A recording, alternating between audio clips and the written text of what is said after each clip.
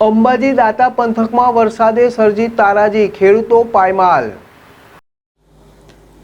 અંબાજી દાંતા પંથકમાં વરસાદ અને વાવાઝોડાના કારણે ખેડૂતોની ઊંઘ હરામ કરી નાખી છે।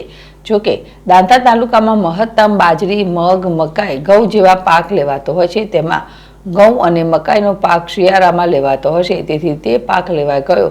પણ જ્યારે જે ઉનાળામાં જે છે લેવાથી ખાસ કરીને મગ અને બાજરી મોટી સંખ્યામાં આદિવાસી વિસ્તારમાં વાવેતર કરાતું હોય છે।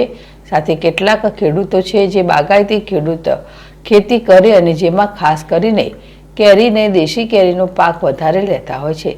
આ વિસ્તારની દેશી કેરી ખૂબ જ વખણાતી હોય છે અને જે બહારથી આવતી કેરીઓ છે તેના સામે લોકોને આ વિસ્તારની દેશી કેરીની માંગ વધારે રહેતી હોય છે।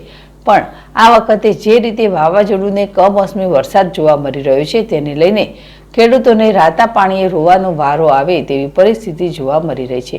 ખેતરોમાં લચી રહેલા બાજરીના પાકમાં ક્યાંક બાજરીના ડોડા ઊભા છે તો કેટલીક જગ્યાએ બાજરીના ડોડા આડા પડી ગયા છે।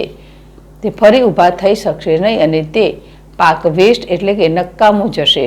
તો ક્યાંક ખેડૂતો જે છે કેરી પકવે છે તેમને મોટી નુકસાની સહન કરવાનો વારો આવી રહ્યો છે।